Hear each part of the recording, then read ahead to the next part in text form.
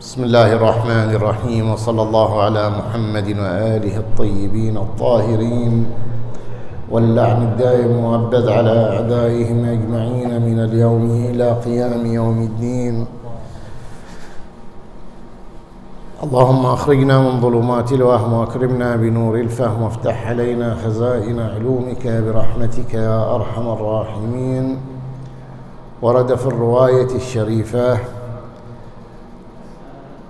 لا صلاة عن النبي صلى الله عليه وآله لا صلاة لجار المسجد إلا في المسجد. من الأمور المهمة والتي رسخت الشريعة الإسلامية مفهومها وأهميتها لدى المسلمين، وما لها من أثر على الناس أجمعين، حيث كان النبي صلى الله عليه وآله ينظم شؤون الناس الاجتماعية عبر هذه القنوات، وهي أحدها وأهمها وهو المسجد عبر الصلاة. وكان النبي صلى الله عليه وآله وكما هو متعارف عبر المنبر وهذه الأعواد المباركة التي كان يرتقيها يوجه المفاهيم إلى الناس ويعالج بعض الإشكاليات التي كانت في المجتمع عبر هذه الكلمات التي نحن سائرون عليها إن شاء الله. لذلك رسخت في المسلمين وزرعت فيهم حضور المسجد وربط الإنسان علاقته بالمسجد. ولذلك إلى الآن من اللطائف أنه لا تجد أحد يعمر مساجد الله مشوف إلى أذى، بينما الذي لا يقصد المساجد عامة يشوف شنو؟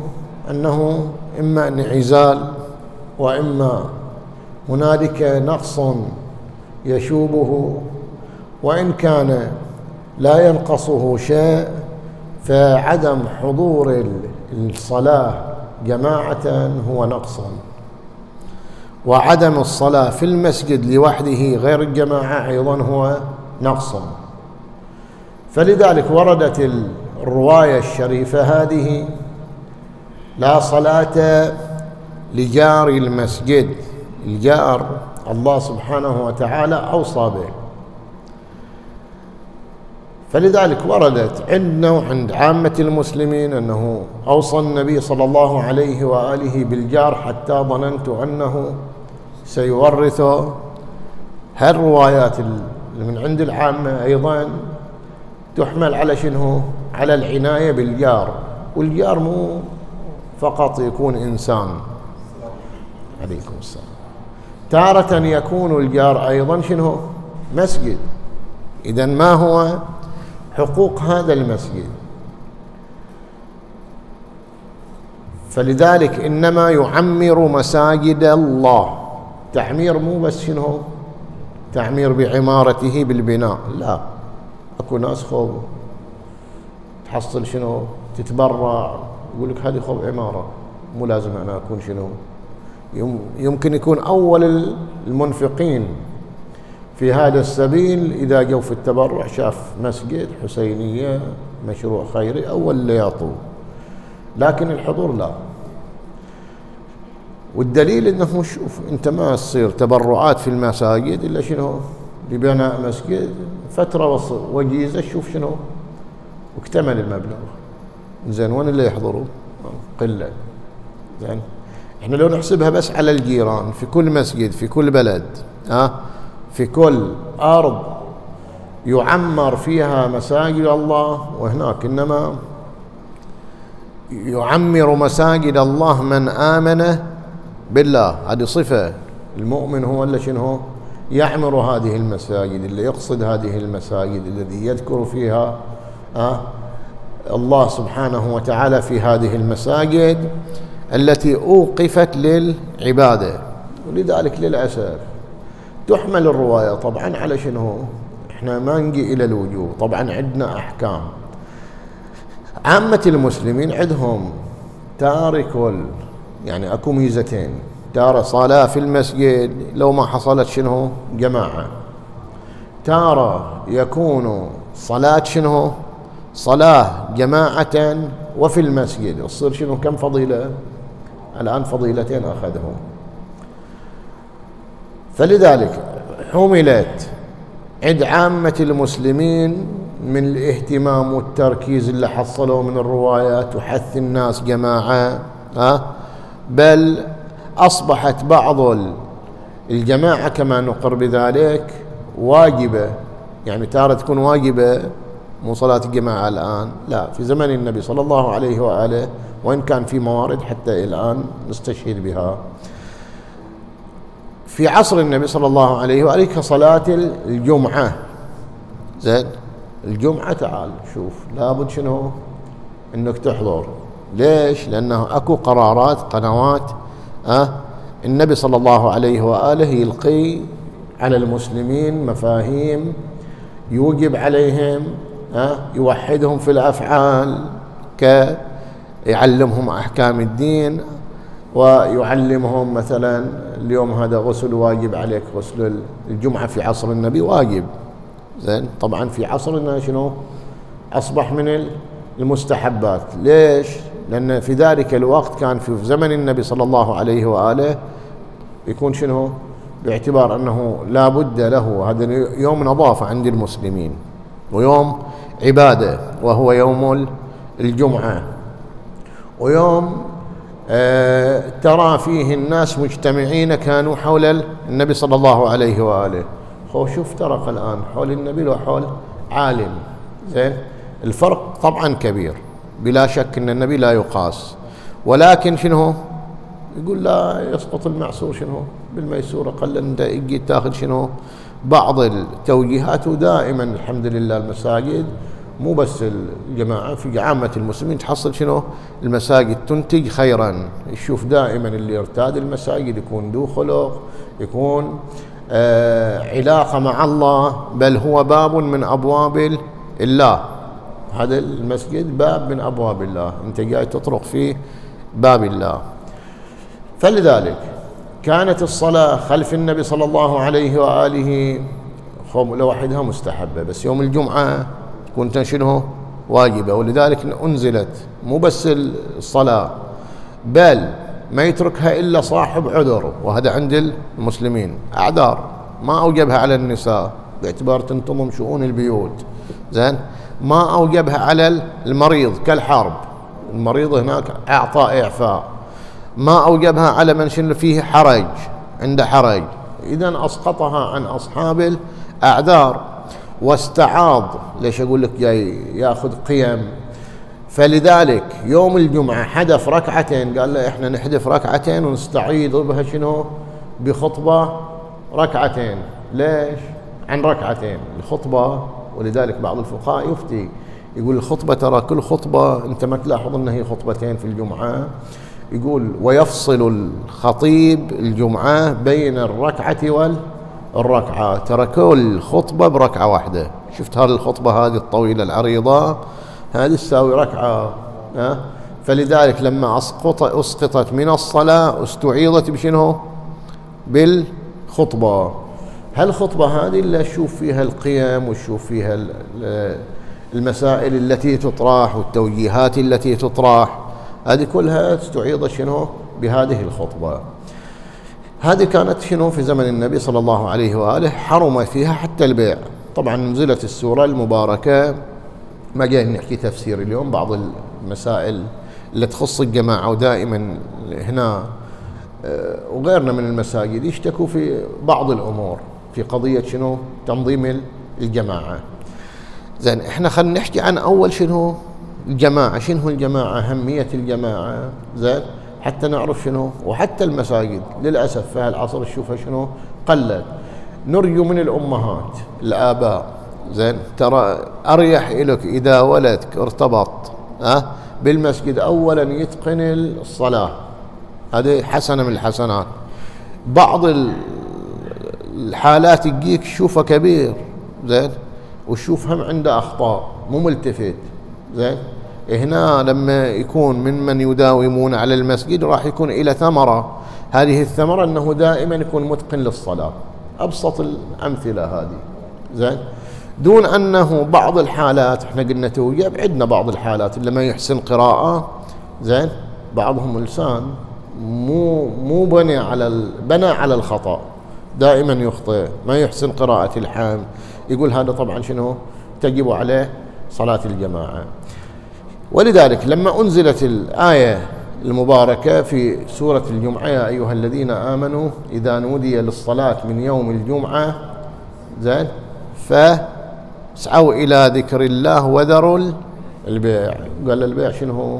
طبعا دولين هناك النبي صلى الله عليه وآله كانت تجي بضائع يوم الجمعة مثل ما تشوف الآن بعد المسجد، تشوف هناك بضائع موجودة في كل أمام مسجد، يقول التجار يقول أصحاب السلع هناك كانوا يجوا أثمن التجارات بعد النبي اللي مصلي صلى الله عليه وآله، أكيد تشوف الحضور شنو حضور ضخم، فدولين الآن جايين التجار يستغلوا وجود الجماعة وهالكم الهائل، دولين هم نفس الشيء شافوا بضاعة نفيسة راحوا شنو راحوا أنه خافوا تفوتهم البضاعة. يقول فما حصل النبي صلى الله عليه وآله في صلاته إلا على كم نفر 7 أنفار يمكن كما في الرواية زين، وهذه مو بس احنا نقول بها هم عامة المسلمين نفس الشيء، فلذلك انزلت السورة المباركة زين وتركوك قائمة، يقول احنا للأسف انه انتم تركتوا صلاة الجمعة، فلذلك حرم البيع والشراء في وقت صلاة الجمعة، هذا من التنظيم. شوف يقول له حتى الصلاة اترك حرام، البيع موجود آيات أحل الله البيع وحرم الربا، طبعا الحكم البيع صحيح حتى لو وقع، ولكن العملية ارتكب شنو مأثوم في نفس البيع والشراء، مو نفس البيع والشراء محرم بذاته، ولكن هو خالف شنو الوقت هذا مش ممنوع فيه شنو ممنوع فيه البيع والشراء، فهذا المانع منع تحريمي هنا بالحرمة. على كل هنا الصلاة لا صلاة لجار المسجد أيضا إلا للمسجد إلا في المسجد، شنو معناها؟ يقولوا لا صلاة كاملة زين، موجود عندنا روايات تقابلها أنه صلاة الرجل، ما قال المرأة، صلاة الرجل في بيته لا شيء يعني شنو هو صلى له لا أسقط وجوب له لا أسقط وجوب، لكن يقول له لا شيء بما ترك من الثواب، يقول له أنت تارك الثواب هذا الآن، جارك خطوة، الجار طبعا كم الجار بعضهم راح إلى شنو أقروا سابع بيت سابع جار زين، يقول هذا بعض الأحيان نشوف مساجد كلها الحمد لله ما شاء الله، وين بعد بعضهم يصل إلى 40 بعد يقول شنو بعد جار. إنزين هذول لو كل 40 بيت حافظوا على الصلاة في مسجد واحد بأولادهم بذكورهم نشوف ما شاء الله شنو، نشوف كل المساجد عمرت، يتحقق هدف في المسجد مو منطقة شنو تقضية فراغ، والمسجد مكان إرشاد، تارة ما يعجز الأب والأم أن يوصله إلى الطفل أو إلى الشاب المراهق يحصل هذا في المسجد، يشوف نفسه ترى مو أنا أول واحد يأمرني أبوي وينهاني زين. صفة المؤمن المساجد تنتج شنو؟ تنتج عينة أخلاقية، تنتج عينة مخلصة زين، مو رجل شنو يكذب أو لا كلها قيم وأخلاق ومبادئ ترسخ في هذا الإنسان عبر المسجد، لأنه من أصلح بينه وما بين الله أصلح الله ما بينه وما بين الناس. بعد انت هذا الآن انت ترتاح لما تنشأ طفلك على المسجد مو بعد أنت، حتى أنت، مو أنت بعض الأحيان تقول أنا طفلي ما يجي المسجد، مو أنت ما تجي المسجد، زين؟ مو إذا كان الأب قدوة راح الابن من الصغر شنو هو؟ دخيل الله ينبه يجي مرة مرتين ثلاث أربع 10، هذه تزرع في ذاكرته، تزرع في ذاكرة الطفل، بعدين يحب شنو؟ يشوف نفسه لابد انه بعض البلدان ولله الحمد تشوف فيه صراحة، أنا شفنا بعض المساجد تغوص الفرائض خمس الفرائض تشوفها تغوص بالصلوات، يحس نفسه ناقص. مو هني تعال تشوف البعض طبعا كلها علل، زين؟ علل واهية، زين؟ تعال وش صار شرائط الجماعة حتى احنا شنو تكون جماعتنا شنو؟ جماعة صحيحة. إمام طاهر المولد، والكل الحمد لله الكل طاهر المولد، طاهر المولد متولد من زواج شرعي ثابت، زين؟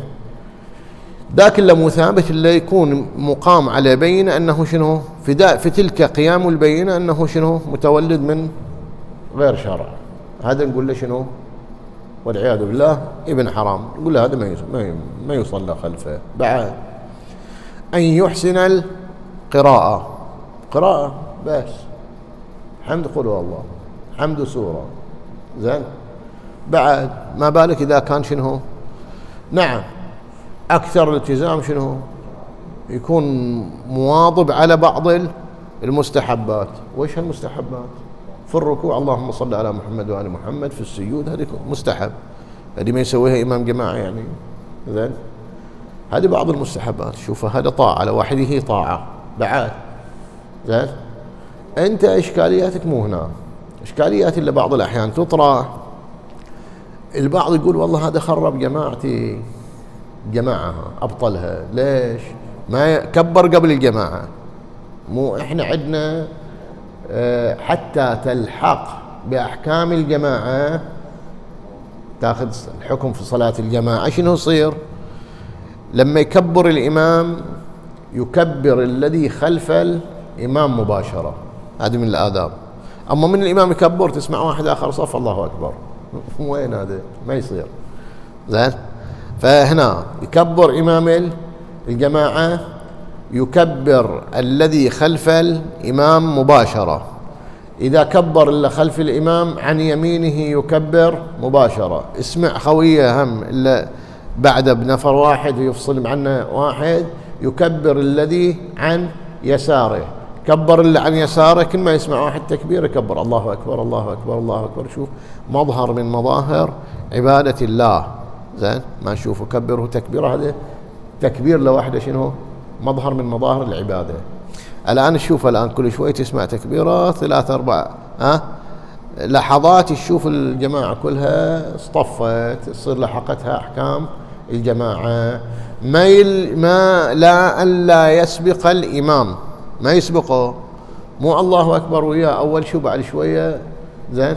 رافع قبله في الركوع، رافع قبله في السجود، نعم. يقول هنا أن يسبقه بالقول أو اختلف معه في الأذكار، ما عندنا مشكلة، زين؟ إذا اختلف معه في الذكر ما عندنا شنو؟ ما عندنا مشكلة. يعني مثل أنت ما تحفظ القنوت، جايب هذا قنوت طويل، زين؟ نقول هذا القنوت أنا ما أحفظه، ما لساني هم ثقيل أنا ما أمسكه، يجيب اللي تحفظه ما عندك مشكلة. والصلاة الجماعة هم صحيحة، ما عندنا شرط أنه شنو؟ أنه أن يكون القنوت قنوتا موحدا.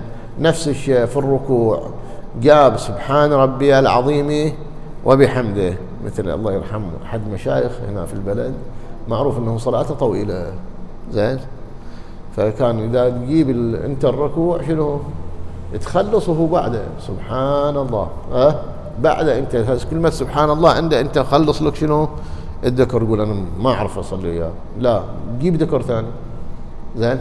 مو يستحب عندك تسبح، ما أدرك سبحان الله سبحان الله سبحان، ما عندك مشكلة تسبح في الصلاة، زين؟ بعد إذن قضية السبق بالقول ما يضر بالصلاة، ما يضر بالصلاة هو سبق الإمام إما بالقول بالفعل أو شنو، أو أنه التخلف الغير معهود، يتخلف عن الإمام واجد. الإمام من ركع وسجد وهذا بعد تو شنو رافع عن الركوع، وذاك بيقوم قام من السجدة وهذا تو واصل، هذا يقول له مو حكم جماعة. إذن أيها الأحبة في صلاة الجماعة مظهر واقعا، أنا شفت بعض الحالات وفعلا يقضى على الوسواس، اللي يجي وسواس ما يعرف كم ركعة. أنت من فوائد الجماعة أنه شنو، أنك مرفوع عنك حكم الشك هذا والسهو، زين، مرفوع حتى عن الإمام مو بس المأموم. فلذلك إذا شك الإمام أرجع شكه، يقول العلماء إلى ويش؟ إلى المأموم. ولذلك تشوف بعض الأحيان يقول له أنا وشو بحول الله، يقول له الحمد لله، يعني قاعد أنت شنو ما جبت التشهد، زين، نذكره. يقول له هل الحركة اليسيرة؟ يقول له معفو عنها، زين. رفع رأسه قبل الإمام، زين، في الركوع أو في السجود، يقول له الشرع رجع، يقول له زين هذه زيادة ركعة، يقول معفو عنها. أنت إذن هذه إذا معفو الآن صار شنو أريح إلى النفس، وتشوف أنك الآن اطمئنانك ما تشوف في صلاة الجماعة يقل الشك.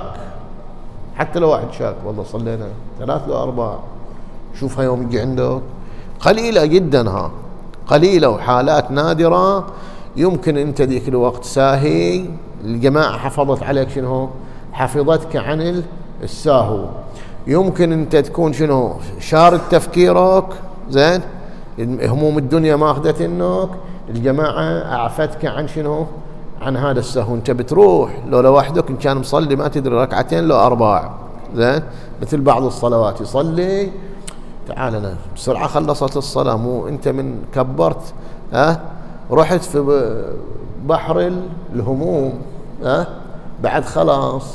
وبعضهم في بحر المشاريع، يمكن بعد على قولتهم والعياذ بالله، يقول ما أجي إلا هو المشاريع والأشياء الناجحة وخوش التفاكير، اللي لما يجي يكبر شنو تبتدي عنده يعني الآن شوفه سعيد، زين، ومو من الصلاة. الشيطان والعياذ بالله شنو جاي له يخلص الصلاة، الآن ممكن يبني مشروع في أثناء الصلاة، بعد الصلاة ما منفذ منه شيء أصلا. يعني أصلا من يطلع من المسجد أو يطلع من الصلاة انتهى المشروع، انتهى. ليش؟ لأنه مشروع إبليس، هذا اللي خلاك تسهي مشروع إبليس، خفك من الصلاة اللي كنت المفترض تقبل فيها على الله، خلى الإنسان شنو، خلى الإنسان شوية والله شلون ما التفت للفكرة هذه، شلون ما سويتها، شلون كذا، وشوف نفسه الآن سعيد بهالتفكير هذا. مو أنت الآن داخل صلاة، مو داخل شنو